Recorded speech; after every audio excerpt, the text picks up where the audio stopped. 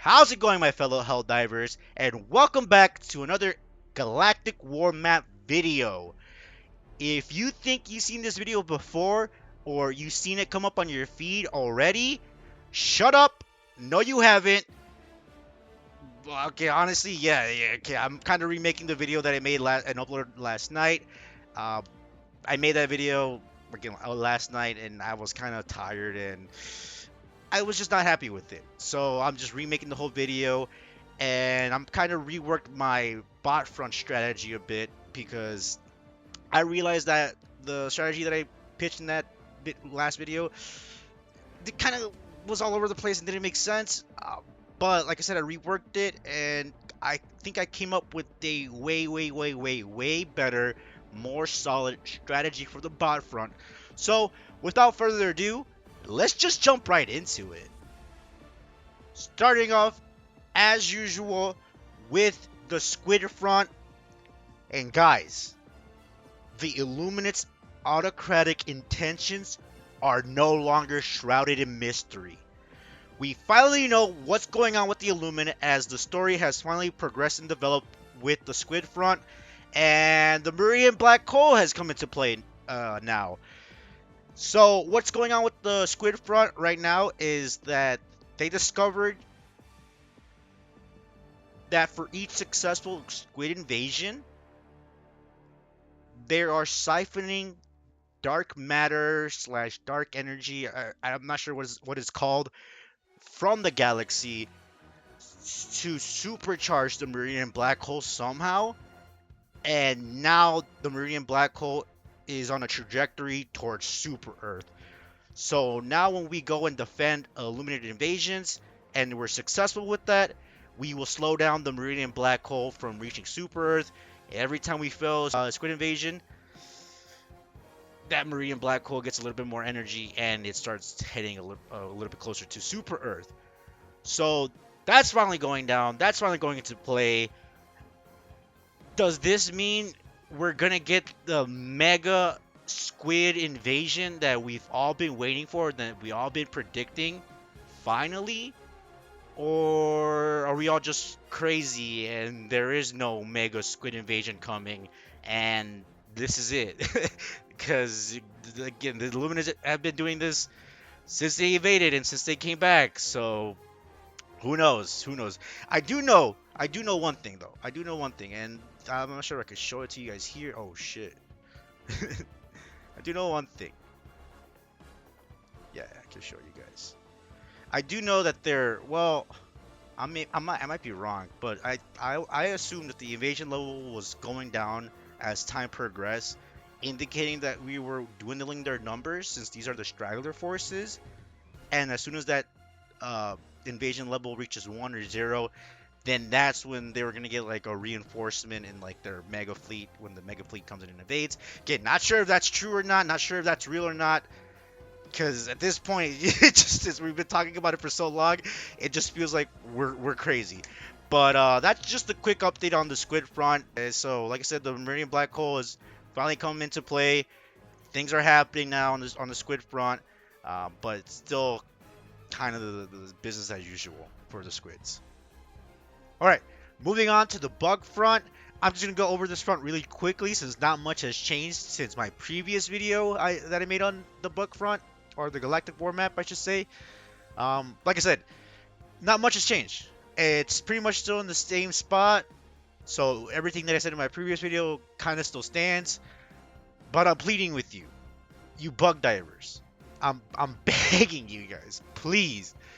Can you please start working on Ferrocat Secundus? Because we could ignore Errata Prime and Borok for the time being, but we need Ferrocat Secundus so we can start securing Gotcha, Fact Bay, and Pandion 24. Once we get that, Gart Heron's going to be isolated. It's going to be by itself. It's going to be cut off from any reinforcements, and we'll be able to take that planet like no problem. We can even ignore it since it's going to be isolated, and then move on to Gokrux, Pardion, and Trandor. Because then in that scenario, once we get those 3 planets, Peacock gets isolated by itself, and there's not much it can do. And then we move on to like the red phases planets, And again, so basically everything that I said in my last video. If you've seen my last video, you know exactly what I'm talking about. If you haven't seen my last video, well, this is the front lines here, and this is where we can go, right? So Farragut Segundus is a must, though. It's a must. So please, if you love diving onto the bugs, please start heading towards Farragut Segundus because we need to get them out of that entire sector. All right, so moving on to the bot front. Now, this is where things got interesting. So with the recent major order win, our front lines and the bot front look pretty amazing now. And one great thing that we did, we isolated this little sector of planets right here. Volkswagen, Klasa, Zephyr, and Yet Prior have no connections to any planet that would be considered the main fleet. Now I'm not sure how it operates, where like since it's three or more, since it's 4 planets connected, they have the capacity to launch invasions to the adjacent planets, which might be trouble because they could go to Chlorel, Demirug, and I'm not sure they could go to the Nab Secundus through Zephyr or Minchir. Not sure if they could do that, but if them being cut off from the main fleet prevents them from launching any types of invasion from here, then that's great. Like, we're already in a perfect scenario with these planets. We basically can just ignore them, kind of. Not really. But the way that things are going right now, since we're launching a campaign to liberate Martyr Bay, which it was kind of a toss-up between Martyr Bay and Chuhi, in my opinion, because if we got Chuhi, then we would have been able to isolate these 4 planets and Mankent at the same time. So that would have been 5 planets isolated. Mankent would have been completely surrounded, and that would have been an easier time to liberate. But Martyr Bay is still a good choice to liberate first, because we isolate these 3 planets. The Martyr line we isolate that, so they get no connection to any reinforcements. And Mesha, since they recently launched an invasion alert on Mesha through Martyr Bay, like that would be protected if we get Martyr Bay, because then they won't go there anymore, because we would have Martyr Bay liberated. So it's a pretty solid choice. And then just looking how the progression liberation for the planet is going, it seems like we're pushing to liberate Martyr Bay. Now, as soon as we liberate Martyr Bay, like I said, it's gonna isolate this Martyr line right here, these group of planets, and from there, the second planet we could choose either or, Marfaric or Menkent. Marfaric, because we would have access to it as soon as we liberate Martyr Bay. We would just have straight access to it, and if we liberate it, then Martyr and Asia Pass get isolated completely, and that kind of puts us back to square one with those planets, but it puts us in a good spot to push to Cyberstan. If we get Mankent next, then we were able to push just the lines back to Chuhi, and again, Mankent will just be isolated. Yeah, it's a toss up, but for sure these are the first 3 group of planets that we should focus on liberating. And my first attempt of making this video, again, I was all over the place, and my plan didn't work out, but I was sleep deprived, so I wasn't really thinking. Now that I'm a little bit rested, got some coffee in me, now I see what we can do. Now I can see what to do. I completely didn't realize that Marfaric was going to be accessible as soon as we liberate Martyr Bay, but since that's the case, like I said, we get Marfaric, Martyr, and Azur's Pass completely isolated. Great scenario, great spot. But once we get these group of planets, Martyr Bay, Menkent, Marfaric, then we can move on to Chuhi and Penta, which just means our path to Cyberstan is gonna happen. Like, we're underway to siege Cyberstan. So we're there. We're getting there. So, but you just gotta be patient. We're gonna get there. But also, at the same time, where we go for Chuhi and Penta, if we also liberate Klasa, this sector, dude. This sector just gets. Klasa is the most important planet on this side in this little isolated sector because once we get Klasa, we isolated Vauxhall Joth, so another like alley oop toss up, easy planet to liberate since again no connection to no the major fleet, no reinforcements whatsoever from any adjacent planets that can support them. It's great. It's great. And then the line for Klasa pushes Yid Prior and Zafia even further into isolation, which is just like perfect, man. What's perfect. Once that happens, we won't be under threat of them launching an invasion from any of these planets since they won't have the manpower to do it. So that's pretty great and that's amazing. And then once we liberate the green group of planets, we move on to the final phase, the yellow group of planets, and that's our Siege of Cyberstan path. So we get Aurora Bay, Merak, and Sophia. Again, most of these planets on this side we could kind of like put on the back burner. That's like these are like the third planet for each of their phases because again, we don't really need to since they're already isolated. But it would be nice if we can. But Sophia, what liberating Sophia would do for us is it'll prevent them from moving to an adjacent planet on this side. And I know what you're thinking. Oh, but there's no lines connecting to those planets. Like how? Like there's no way they could. Trust me, I experiencing this game and doing these types of videos. I've already seen what the devs do, bro. I've already seen what they do, and they're also bullshit. So they can legit decide any moment which planet connects to where.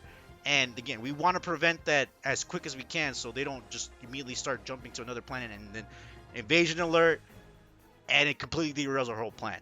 So that's what securing Zephyr before Cyberstan will do for us. And then Yet Prior just becomes completely isolated. And that's our win scenario. If we don't go after the planets after isolating them, then there'll be 4 planets that we would have isolated that should be easy captures, easy liberations. If we start chipping away one at a time while we're working our way through this plan, then by the time we get to Yet Prior, we should at least have 2 planets only that are isolated.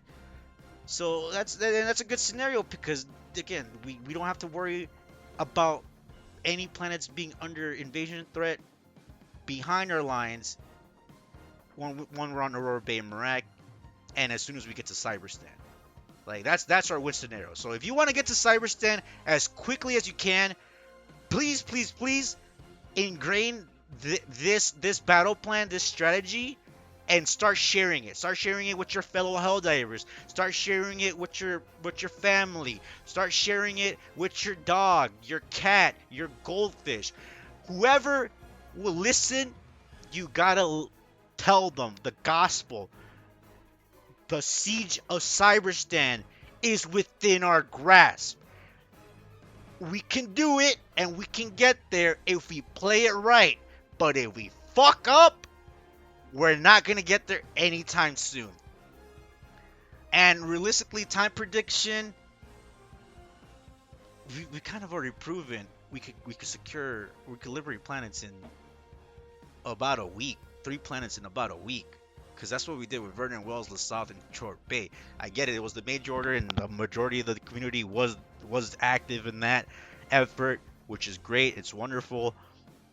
But if we get around the same numbers again to do this plan, then what?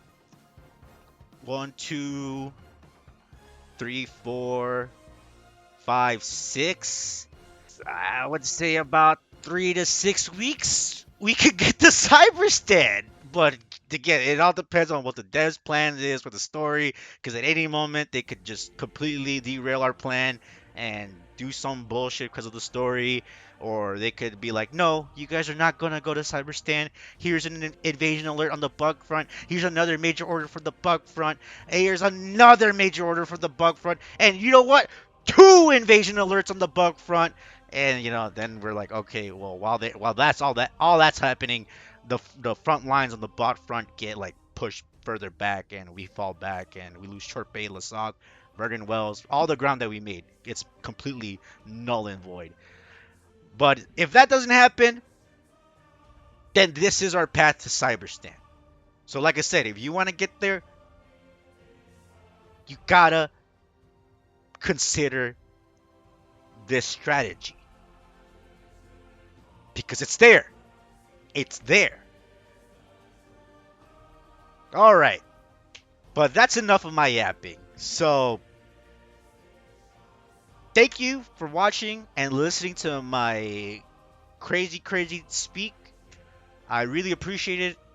And, but like I said, if you take any of this into consideration, that is extremely appreciated. And if you just start sharing and spreading the word on how the siege of Cyberstan can be possible, then it will be possible. But like I said, that's enough of my yapping. I hope you guys enjoyed this video. Hopefully this one came out shorter than all the other ones because that's I'm working on that. I'm trying to work on my timing. And if you guys enjoyed it, please leave a like. If you guys like this type of content, subscribe. I'm gonna make it pretty regularly now since I'm kind of doing it. But yeah, other than that, I guess I'll see you guys in the next video.